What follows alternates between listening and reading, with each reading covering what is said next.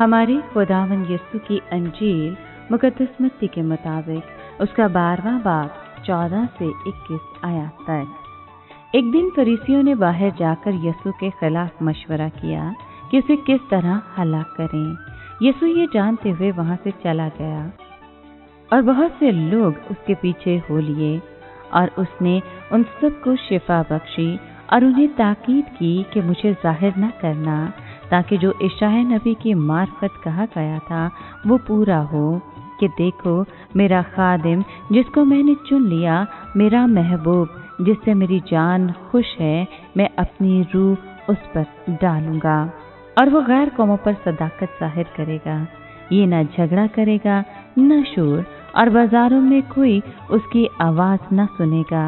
یہ مسلے ہوئے سرکنڈے کو نہ توڑے گا اور ٹمٹماتی بتی کو نہ بجھائے گا، جب تک کہ وہ انصاف کو فتح نہ بخشے، اور اس کے نام پر غیر قومیں بھروسہ رکھیں گی۔ پاک کلام کے پڑھے اور سنے جانے پر خداوند کی برکت ہو، خدا کا شکر ہو۔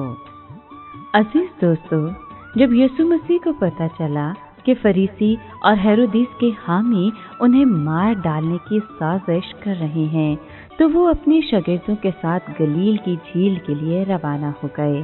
وہاں بھی بہت سے لوگ ان کے پاس آئے۔ یہ لوگ نہ صرف گلیل سے بلکہ دور دراز علاقوں سے بھی آئے، جیسا کہ سور اور صدہ کے ساحلی شہروں سے، یروشلم اور اس کے جنوب میں واقع ادومیہ سے، اور دریائے اردن کے مشرق سے۔ یسوع مسیح بہت سے لوگوں کو شفا دے رہے تھے، اس لیے ہر طرف سے بیمار لوگ یسوع کو چھونے کے لیے ان پر چڑھنے لگے، کیونکہ وہ بھی شفا پانا چاہتے تھے۔ رش اتنا زیادہ تھا کہ یسوع مسیح نے اپنے شاگردوں سے کہا کہ وہ ایک چھوٹی کشتی کا بندوبست کریں تاکہ وہ اس پر سوار ہو کر لوگوں کو تعلیم دے سکیں۔ اس کے علاوہ وہ کشتی میں آسانی سے جھیل کے کنارے پر واقع دوسری بستیوں تک پہنچ سکتے تھے تاکہ وہاں بھی لوگوں کی مدد کریں۔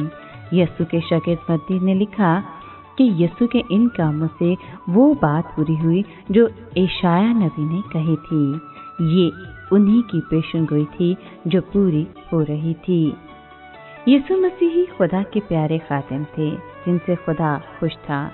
انہوں نے لوگوں کو دکھایا کہ حقیقی انصاف کیا ہے، جس پر فریسیوں کی مذہبی روایات کی وجہ سے پردہ پڑ گیا تھا۔ فریسیوں نے جس طرح سے شریعت کی تشریح کی، اس سے ناانصافی کو فروغ ملا۔ یہ نہیں وہ سبت کے دن کسی بیمار کی مدد کرنے سے منع کرتے، جو کہ سراسر ناانصافی تھی۔ مسیح یسوع نے انصاف پسندی کے سلسلے میں خدا کا معیار واضح کیا اور اپنے کاموں سے ثابت کیا کہ خدا نے اپنی روح ان پر نازل کی۔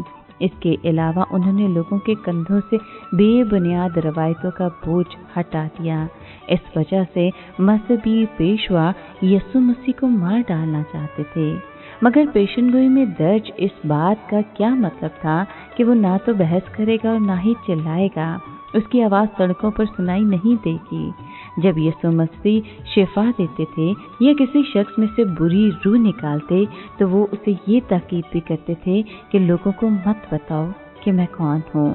یسوع نہیں چاہتے تھے کہ سڑکوں پر ان کا چرچا کیا جائے یا ان کے کاموں کو بڑھا چڑھا کر بتایا جائے اور لوگ اس وجہ سے ان کے پاس آئیں۔ یسوع مسیح نے ان لوگوں کو تسلی بخش پیغام سنایا جن کی حالت ایک جھکے ہوئے سرکنڈے یا ٹمٹماتی ہوئی بتی کی طرح تھی۔ انہوں نے کسی جھکے ہوئے سرکنڈے کو نہیں کچلا اور ٹمٹماتی ہوئی بتی کو نہیں بجھایا۔ اس کی بجائے انہوں نے بڑی نرمی اور پیار سے خاکسار اور ضرورت مند لوگوں کو ہمت دی۔ واقعی قومیں یسوع کے نام سے امید لگا سکتی ہیں۔